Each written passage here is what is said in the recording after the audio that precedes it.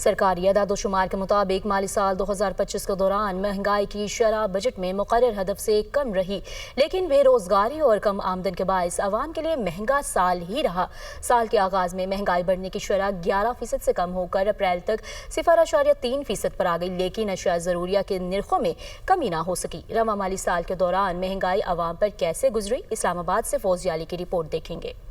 مہنگائی ملکی تاریخ کی کم ترین سطح پر، مگر عوام کو ملی ہر چیز مہنگی۔ سستا آٹا بھی عوام کی مشکلات کم نہ کر سکا۔ رواں مالی سال حکومت مہنگائی بڑھنے کی شرح کنٹرول کرنے میں کامیاب نظر آئی، لیکن زمینی حقائق کچھ اور رہے۔ سال کے آغاز پر اشیاء کی جو قیمتیں تھیں وہ مزید بڑھ چکی ہیں۔ دال چنا کی فی کلو قیمت 52 روپے اضافے کے ساتھ 309 روپے رہی۔ فی لیٹر تازہ دودھ 185 روپے سے بڑھ کر 199 یعنی 15 روپے، اور 2.5 کلو گھی کا ٹین 200 روپے مزید مہنگا ہوا۔ سرکاری دستاویز بتاتی ہیں 1 کلو گھی کی قیمت 458 روپے سے بڑھ کر 576 روپے، دال مونگ 311 روپے سے بڑھ کر 396 روپے، چینی 143 روپے سے بڑھ کر 168 روپے، ہوٹلوں پر دال کی فی پلیٹ 145 روپے سے بڑھ کر 163 روپے، ایل پی جی کا گھریلو سلنڈر 3282 روپے سے بڑھ کر 3320 روپے تک پہنچ گیا۔ معاشی ماہرین کا کہنا ہے کہ نئے بجٹ میں روزگار کے مواقع بڑھانے سے ہی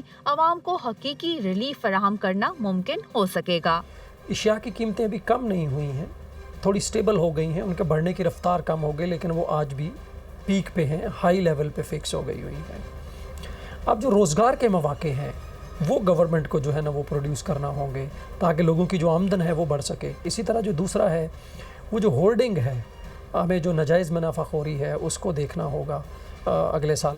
رواں مالی سال کے دوران کچھ اشیاء ضروریہ کی قیمتوں میں گزشتہ مالی سال کی نسبت کمی بھی ریکارڈ کی گئی۔ 20 کلو آٹے کا تھیلا 2410 روپے سے کم ہو کر 1642 روپے، فی درجن انڈے 262 روپے سے کم ہو کر 238 روپے، اور دال ماش 541 روپے سے کم ہو کر 463 روپے فی کلو پر فروخت ہوئی۔ اس کے علاوہ فی کلو آلو کی قیمت میں تقریباً 10 روپے اور پیاز کی فی کلو قیمت میں 29 روپے کی کمی ہوئی۔ عوام کا کہنا ہے کہ 1-2 اشیاء کی قیمتوں میں کمی آٹے میں نمک کے برابر ہے۔ گھر کا نظام چلانا انتہائی مشکل ہو چکا ہے۔